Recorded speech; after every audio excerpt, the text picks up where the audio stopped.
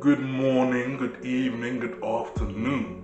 I'm your host, Smooth Caramel, and I talk about rap, so that's what I'm gonna do.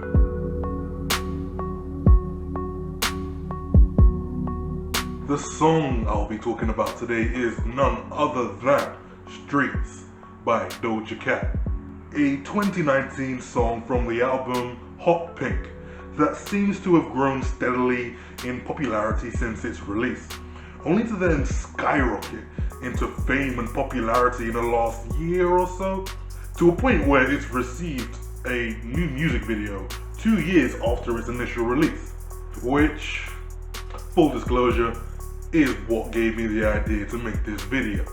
Renewed relevance. In addition to that, her mainstream presence and success has pretty much grown to new heights very quickly, and somehow without me personally really noticing. There's been a number of successful singles, collaborations, with quite the impressive roster of artists like Gucci Mane, Saweetie, and well-established megastars like Nicki Minaj or Ariana Grande. And obviously that is just to name a few. It's hard to say what specifically seemed to be the key or selling point for this quick and steady mainstream rise, but it doesn't seem to have been a smooth or simple one. Doja has had her fair share of drama and controversy, the details of which I'm not all that aware, but they seem to have somewhat receded from the collective online consciousness just as apparent rumors.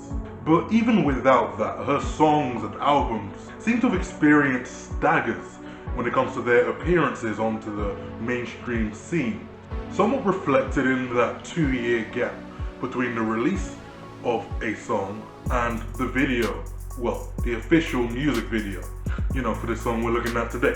But also there is no doubt about the fact that TikTok's evolving and developing role when it comes to the music space has had a massive impact in the way that these songs have grown and spread. With songs like Say So and now Streets gaining what appears to be significant boosts from these songs appearing on trends on the app. Now, I don't use TikTok myself, so I can only go into tertiary and secondary information and evidence when it comes to this observation, but it does seem to be the consensus when it comes to TikTok's role in pushing music, specifically pop music, into the Hot 100 and the forever revered charts, as I like to call them. I mean, my first exposure to Doja Cat was Moon, or Bitch I'm a Cow, back in 2018. Just minding my own business in my flat, playing music via YouTube TV, as I often do, to be confronted by a woman in a cow costume talking about how she's a cow and saying moo in front of green screen animated. I had to quickly check that I was still logged in if this was the musical content that the YouTube algorithm thought consistent with my usual listening habits. But that's besides the point, so we're moving on. Even with that memorable introduction, I basically paid no mind to Doja Cat as an artist for a while after that, since while laugh or meme worthy, that first song, it didn't really invoke that desire to go and see more from her as an artist, so I forgot about her before too long. But my friend, who I showed that song to, did feel some desire to look at more Doja Cat, and as a result, I was introduced to the odd Doja Cat song from that friend every once in a while, most of which didn't really do much for me. But then I was introduced to Streets. See, it was a roundabout trip, but we got here. Streets is the song that made me take Doja Cat seriously as an artist. The versatility that she's demonstrated in other songs both before and after the release of Streets is impressive. I just don't think it has really hit my taste so perfectly like she did with Streets, which is fine. Every artist is different, and if being weird, inconsistent with style, and experimental is how she works, then that's all good. It gave us Streets and Say So, which even I eventually grew to love with that mind-numbing, catchy repetition. It's crazy how such an inviting, bouncy, bubblegum, disco-esque pop song can be so relentless in how it captures you. Could be used to hypnotize people into giving up information.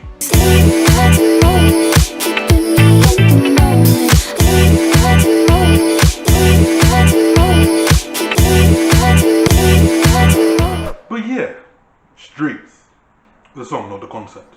Streets falls into that darker, trap-like R&B music with quite minimalistic and muted production, with warped background samples, metallic synth-like sounds adding some edge, and a long, weighty bass line to fully capture you. These poignant but limited components create something of a sensory deprivation-like effect. That long and wavy bass almost filtering possible external auditory information and locking you into the song. As a result of this, I'd say that this song is made at least 3 times better for being listened to at night, you know, in the dark, or at least somewhere that's more dimly lit.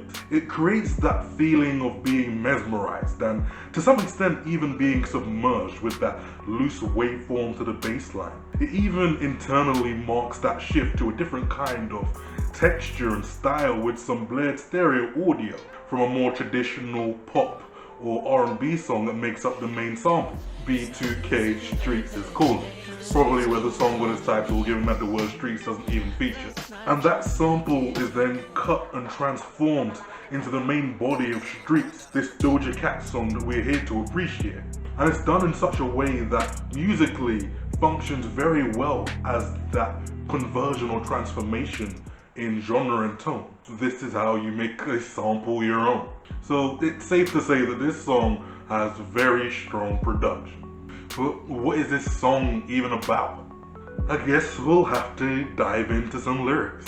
Now, I'm probably going to be using both footage from this new official music video as well as that Vivo live performance. Mostly because I find this new video a bit weird, but that's just my personal taste, and it may be a little bit more illustrative of some points that I may make. We'll see what editing me decides to go with. Like you, I found it hard to find someone like you. So obviously we're dealing with a love song here, and not your most traditionally romanticized variety. It's rooted in a sense of yearning that's communicated in a more haunting way by the nature of the beat and the production. The slight strain and elongation of her singing really conveying that pain behind it. Something like an inability to breathe, as well as making it seem more like an internal narrative. So she's talking at someone rather than to them. I can't sleep no more in my head. We belong and I can't be without you. This pain and yearning is extended upon by this lack of sleep, the idea of belonging and this general need for this person, and the way that it's structured, allowing it to cycle after being punctuated by that, Why can't I find no one like you? as well as that fractured pattern of lines leading into the next in a somewhat accumulating fashion. It really cements this growing obsession in the mind of the singer or persona. And this comes through with that near constant use of we and you, particularly in those singing parts, as these come more across as those internal thoughts that I mentioned before. And this in turn really illustrates that constant thought and ruminations about this person. Looking at the lyrics of that first verse with the singing has actually really increased my appreciation of it and the overall song. As a rap guy, I think I was more taken by the rap verse, which we will be getting into. But when I actually stopped to listen and analyze the lyrics to this first verse, it really does add a lot of things. I think it just becomes a little bit more difficult to pass with that soft style of singing as well as the reverb placed on it, and that trying to work next to that really thick and heavy bass line. What we get is interesting though. Baby, we tried to fight it. We have been there some days. Thought I needed something else and So this is the first point where we're introduced to a pre-existing relationship, immediately informing of the struggles faced that we can assume led up to the end and departure that's caused this distance spoken of in the chorus. Just normal relationship issues as it's described. Thought I needed something else and acted like I was okay. And with this, the singer or persona starts to take responsibility, at least to some extent when it comes to the issues that cause things to go wrong. Here, we're in the past tense, so we're looking back with knowledge of the future informing the new perspective, as well as the overall understanding of the situation. Though it is somewhat skewed against her, when referencing these issues, it's all her issues or their issues. She never really says anything in such a way that presents him as the one at fault. This could be subtly letting us know that she essentially has been idolizing this romantic partner. You poured me your heart out. I'm acting like you held me so down I never could. And then we move into the present tense, the current thoughts and feelings tormenting the mind, with the singing becoming sharper. Those more metallic elements return, and the intensity of that bass increases to really bolster that feeling. Looking back and wishing you knew what you had so you could have properly appreciated it and thus avoided losing it. A classic case of you don't know what you have until it's gone. Not always the case in reality, but it definitely always hits you that bit harder when it is the case. And then we get into the next verse when the rapping brings a very different experience. The flow starts out a little bit staggered, with the delivery somewhat contorted, conveying a sense of confusion, as well as reflecting the uncontained nature of the emotions at play. But these then become channeled and redirected towards the prospective romantic competition, as perceived or potentially even imagined by Doja. Shows some insecurity in the mix with all of these emotions that are cooking. The flow and delivery are also changed into one with more energy, where each line is built with intensity and then breaks down at the end. This pattern yields more of that intensity with each progressive line. For each other, and it's hard to keep my cool when other bitches trying to get with my dude, and when other chickens trying to get in my We're back in the present tense, so we're dealing with current feelings. I particularly like how those last three syllables with the extended rhyme land with that extra bit of weight. The extended line as well adding to that emotional gravity. And it's allowed to descend pretty seamlessly back into the chorus, given that the rhymes end with you. And obviously that is the last word of the verse and the opening word of the chorus. Cause you were 1 in a million, there ain't a man like you. It is just very good. Okay, so I may have gone a little bit overboard again with the analysis there. Need to remember to try and come up with jokes sometimes. Pretty sure I said this in my Heartbeat video. But thinking about it, this song actually has a few similarities to Heartbeat. You know, the Childish Gambino song that I actually made a video about back last month. So let's think about it. It's got those conflicting feelings about an ex, jealousy about those that are around said ex. It's got that darker tone and production, and a long and weighty bass line. Am I wrong here? Songs with simple and romantic emotional expression? Nah, give me that crooked emotional entropy. I know, for example, that the references to the specific person and history with that person allude to a previous relationship, you know, that of a previous lover.